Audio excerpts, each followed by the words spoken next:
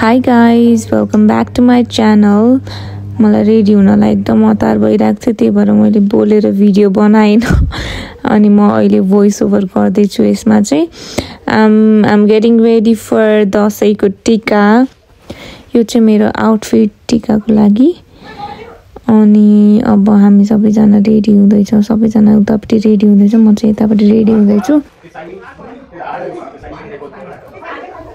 पछाडी पुरै हल्ला खल्ला चलिरहेछ। सन्दीप चाहिँ ठ्याक्क आथ्यो अनि मैले भिडियो खिचिरहेको देखेर फर्केर गयो।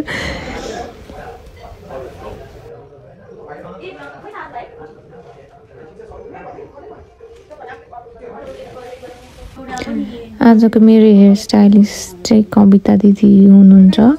Thank you so much for that hair style. दुबैतिर त्यस्तो गर्यो भने तर त्यो कर्ली उल्टो वाला यति राम्रो जन्माको हेर्नु त यहाँ त्यो गजनीमा उ जस्तो भएन यो आफु न कविता दिदी देखाउनु कविता दिदीलाई हेलो भन्नु अनि हाम्रो भ्लगर केटी म खोइ क्यामेरा हाय विराज चाहिँ नमस्कार गरिदिनु। ह्यापी दशैं भन्नु न हाम्रो साथीहरुलाई। ह्यापी दशैं सबैजना, साल सुखमय रहोस्, सबैको राम्रो होस् हैन। सबै राम्रोसँग मनाउनु होला, एकअर्का फ्यामिलीमा नयाँ वर्षको शुभकामना। हेल्प गर्नु होला, नराम्रो कसैको नचिताउनु होला। राम्रो चिताए भगवानले राम्रो गर्नुहुन्छ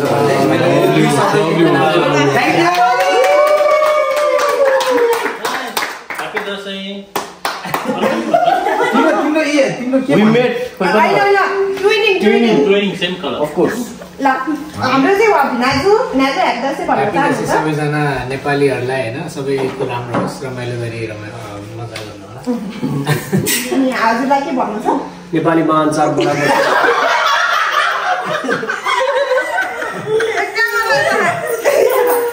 नेपाली महान चाड बडादक्षको उपलक्ष्यमा सबैजनालाई म हार्दिक मङ्गलमय शुभकामना भन्न चाहन्छु।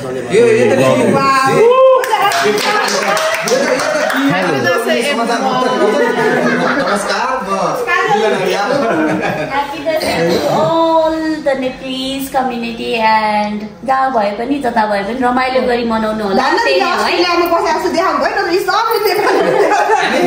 अनि खुद हामी कसरी भेट्नु त्यसो भए? मिलाएर न बेलुकातिर जाउँ न भाइ कता? बेलुकामा आउँछु नि फोन गरेर। त्यो दाइकोमा हुन्छ हामी किन दाइको? मम्मी मिलाएर आउनु। ह्यापी दशैं, नमस्कार, ह्यापी दशैं। हर्क साम्पाङ पाटिल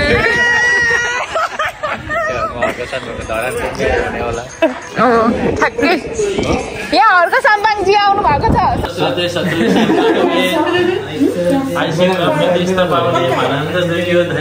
घर 7 जुनीसम्म मलाई भइरहने छ। भगवानले सधैँ साथ दिनुहोस् तिमीलाई, कोखुले सधैँभरि जीवनमा पाएको खुसी सधैँभरि रहिरहोस्। मार्मिक आशिष हो सालीले लपारेर बिहे गरिहाल्यो। ल अब नमिनाको पालो, नमिनाको पालो है त। Get ready guys. ल नमिना अर्कोचोटि अब दुईजना लाउनु पाइयोस् अर्को दशैँमा। नमिना मैले के भनौँ गरेर यसरी हाँस। नमिना मैले के भनौँ गरेर यसरी हाँस। अर्को दशैँमा दुईजना लाउनु पाइयो, अर्को दशैँ तीनजना लाउनु पाइयो। त्यसपछि अर्को 4 जना। त्यसपछि नमिना राम्रै होस्, खुसी लाग्छ तिमी आउँछौ जहिले यसरी आइरह सम्झिरह। राम्रै होस्, तिम्रो भगवानले चिता कुरा पुर्याउनु होस्। भ्याक्युम गरेर मैले साल्नु दिदिनँ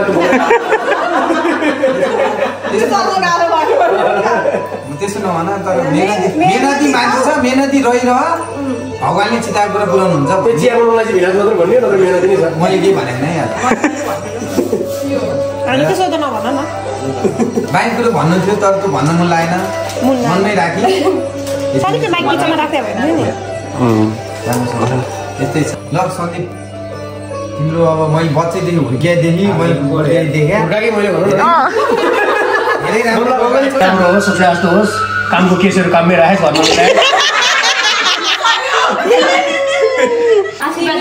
के भन्नु अब तिमीलाई भनेर साध्यै छैन सुधार्नु पर्ने कुराहरू धेरै हुँदा नि धेरै राम्रो कुराहरू छन्। सुधार्नु पर्ने कुराहरू चाहिँ राम्रोसँग जस्तो बिहान उठेर ह्यापी दशैं नभने 6 बजे बिहान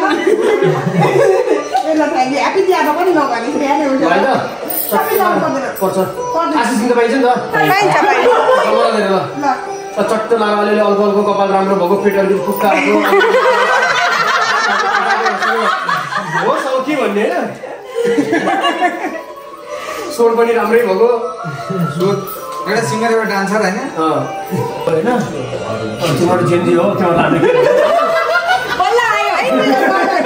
जेन्जी त मनी थिए नि तिमी अलिपुरी जेन्जी भयो के अरे सरकारले पर्यटन सक्ने जेन्जीलाई हामीले के आशीर्वाद दिन सक्छौँ र होइन त्यही हो नि ल जे होस् भयो मलाई चाहिँ अलि दिन दिएन हामी के गर्छौँ यसपालि त यस्तै भएको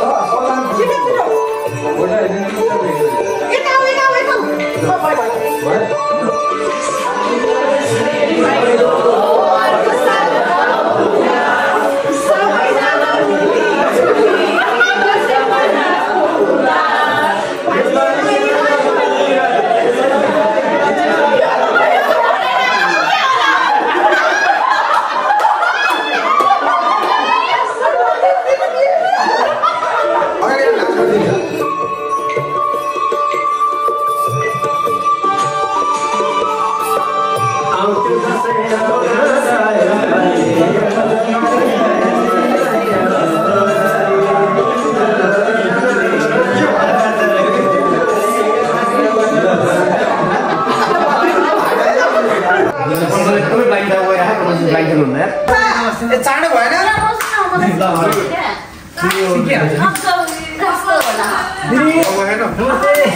कस्तो दामी देख्यो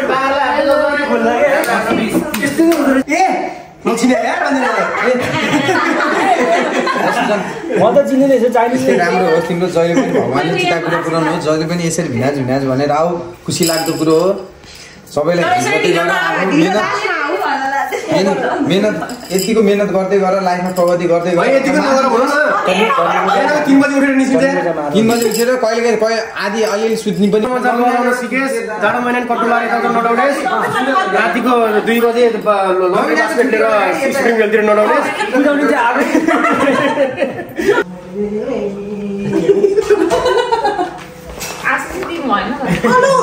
सुझाउँदा भएन यस्तो त ठुलो छोरी दिनु पर्यो मामा गरिब हेरे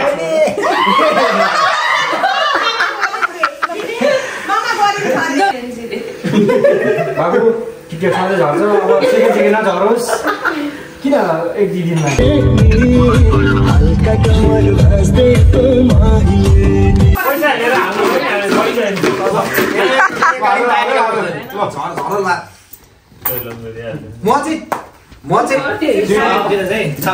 म चाहिँ छिटमा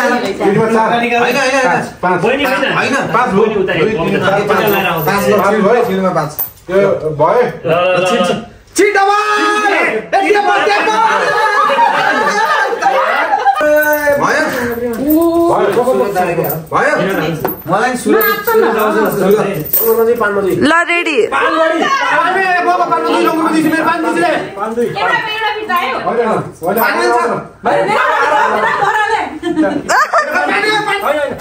होइन जिस्काइदिए मैले राखेको त्यतिकै राखेको थिइनँ त्यतिकै जिस्काएर